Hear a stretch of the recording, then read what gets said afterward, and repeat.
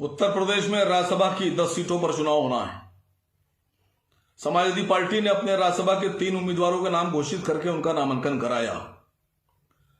पहला नाम आलोक रंजन, दूसरा नाम जया भादुरी और तीसरा नाम रामजीलाल सुमन।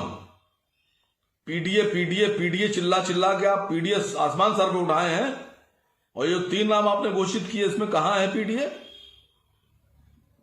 पिछड़ा, दलित, अल्पसंख्यक, तीन नामों में पिछड़ा कहां है और अल्पसंख्यक कहां है? आप मुसलमानों के 100% वोटों पे दावेदारी करते हैं और मुसलमान आपको वोट भी देता है 95%, 98%। और जब राज्यसभा सदस्य देने की बात आती है तो आप ठिंगा दिखा देते हैं, ठिंगा।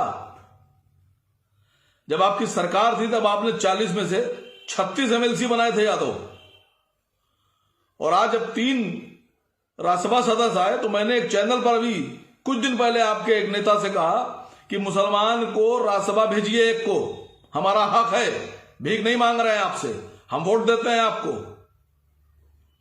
तो उन्होंने कहा नहीं नहीं, आप कौन होते हैं मांगने वाले? अखिलेश जी मुसलमानों से बहुत मोहब्बत करते हैं और देंगे। कहां है, कहां दे रहे हैं आप?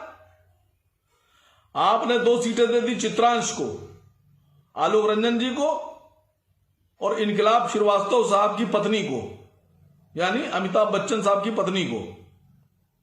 2 सीटें आपने 3 में से दे दी चित्रांश को। वो चित्रांश जो आपको वोट ही नहीं देता है, वो चित्रांश जिसका सारा का सारा वोट बीजेपी में जाता है।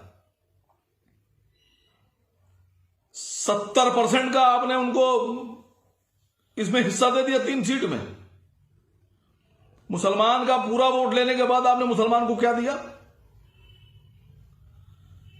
मैं मुसलमान नेताओं से समाजवादी पार्टी के सवाल पूछ रहा हूं, खामोश क्यों हैं आप लोग? आपकी दिलेरी कहां चली गई कि आप गुलामों की तरह से हाथ बांधे अपने नेता के सामने सर झुकाए खड़े हैं? आपके हलक से यह भी आवाज नहीं निकल रही है अपने नेता से कि एक राज्यसभा दे दें उनको, मुसलमानों को।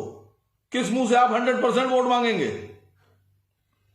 अभी लोकसभा चुनाव आ रहा है, मैं मुसलमानों से इस बारे में बात करूंगा, मैं उनको आगाह करूंगा, मैं उनको जगाऊंगा कि वो लोग जो तुम्हारा 100% वोट लेते हैं सरकार बनाने के लिए, तुम उनकी सरकार बनाने की ताकत लगा देते हो, और जब लेने का वक्त आता है तो तुमको कुछ नहीं मिलता है। ये कैसे समाजवादी पार्टी के मुसलमान नेता हैं कि जबान में गिठा बांधकर एकदम चुपचाप खामोश गुलामों की तरह से खड़े हैं? मैं लड़ाई लड़ूंगा मुसलमानों की, और आपको जवाब देना होगा कि कौन से पीडीए की बात कर रहे हैं आप। अल्पसंख्यक में बाकी कोई तो आपको वोट देता नहीं है, सिर्फ अल्पसंख्यक में जो मुसलमान है वो आपको वोट देता है, और अपनी पूरी ताकत के हिसाब से, पूरी संख्या के हिसाब से वोट देता है आपको। और आप मुसलमानों के बल पर राजनीति भी करते हैं, और उसके बाद मुसलमानों के साथ ये नाइंसाफी। मैं उन तमाम समाजवादी पार्टी के मुसलमानों से कह रहा हूं, उठो, खड़े हो, आवाज उठाओ, लड़ो। क्या मैसेज दे रहे हैं कि पूरे भारत में आप ये मैसेज दे रहे हैं कि जो लोग, जो मुसलमान समाजवादी पार्टी को 100% वोट करता है, वही समाजवादी पार्टी मुसलमानों को एक रेजा बराबर 1% का भी हक देने पर राजी नहीं है। तो जब आप 100% वोट लेने के बाद मुसलमानों को कुछ नहीं देंगे तो बाकी पार्टियों में क्या मैसेज जा रहा है कि मुसलमानों को देने की जरूरत नहीं है?